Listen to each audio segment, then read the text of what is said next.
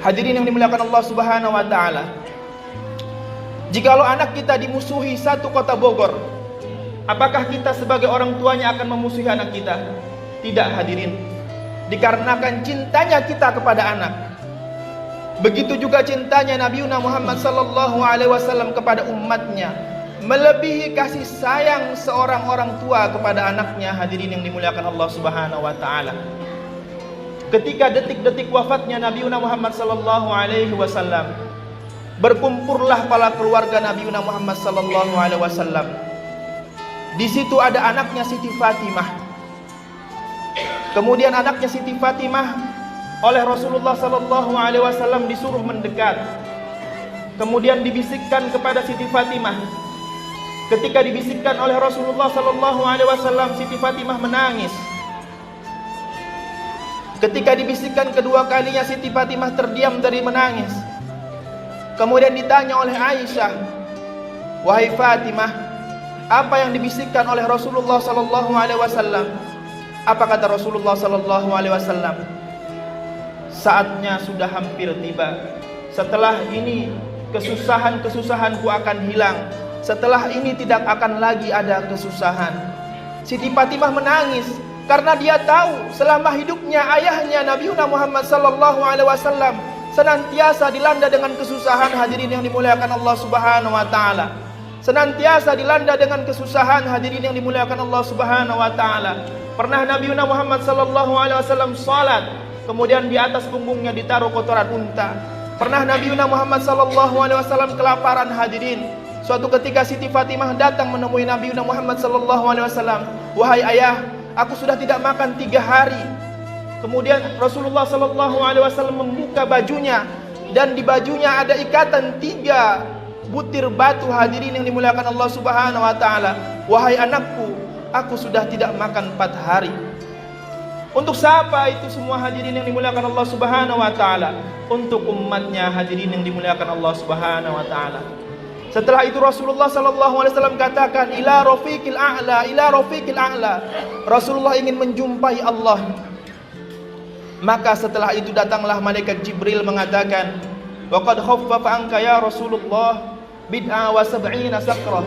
Ya Rasulullah, telah diringankan sakarat bagimu 70 kali daripada orang-orang biasa. Apakah Rasulullah senang saat itu? Tidak, hadirin yang dimuliakan Allah Subhanahu wa taala. Rasulullah tanya, "Bagaimana umatku kelak?" Apa yang dikatakan malaikat Jibril? "Ya Rasulullah, umatmu orang-orang biasa. Dia akan dicabut seperti mana orang-orang biasa. Ketahuilah ya Rasulullah, sakitnya sakaratul maut melebihi 70 kali sayatan pedang." Maka di situ Rasulullah sallallahu alaihi wasallam sangat bersedih dan berdoa, "Allahumma khaffif sakaratil mauti ala ummati wa tsaqqil alayya." Ya Allah, ringankanlah sakaratul maut umatku ya Allah, dan bebankanlah kepadaku ya Allah. Begitu sayangnya Rasulullah kepada kita, begitu cintanya Rasulullah sallallahu alaihi wasallam kepada kita. Setelah itu Rasulullah sallallahu alaihi wasallam kembali kepada Allah. Saat itu para sahabat tidak ada yang kuat. Hadirin yang dimuliakan Allah Subhanahu wa taala.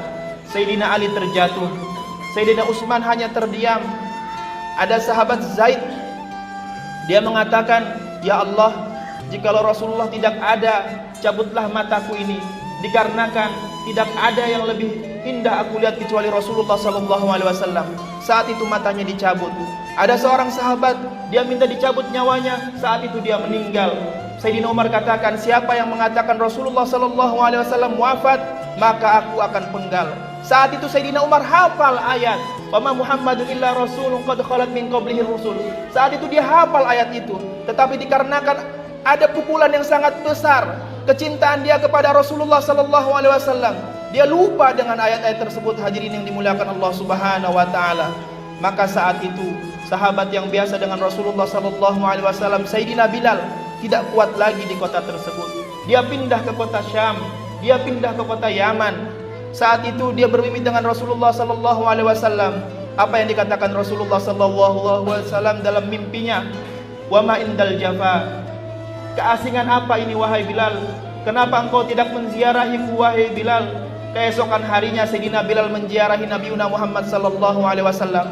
Dia datangi di kuburnya Nabi Muhammad sallallahu alaihi wasallam. Saat itu datanglah sahabat Abu Bakar As-Siddiq mengatakan, "Wahai Bilal, azanlah engkau seperti mana di zaman Nabi Muhammad sallallahu alaihi wasallam."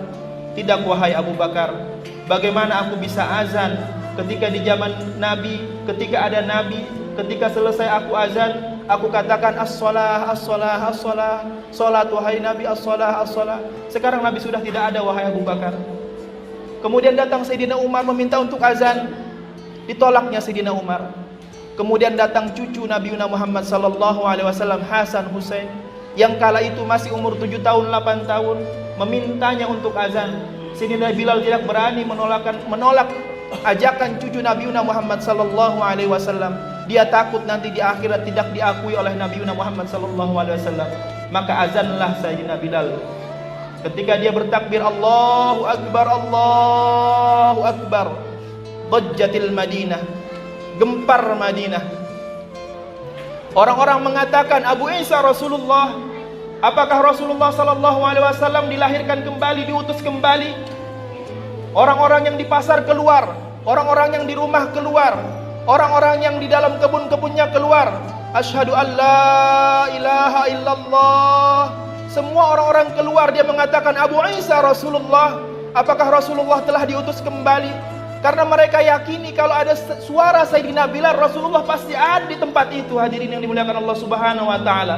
Ketika sampai di kata-kata asyhadu anna Muhammadar Rasulullah, saat itu Sayyidina Bilal tidak bisa melanjutkan azannya kembali karena kecintaan kepada Nabi Muhammad sallallahu alaihi wasallam. Kisah ini mengajarkan bagi kita bahwasanya tidak mungkin kita beragama Islam, tidak mungkin kita mengenal Al-Quran, tidak mungkin kita mengenal Allah jikalau bukan bulan Rabiul Awal,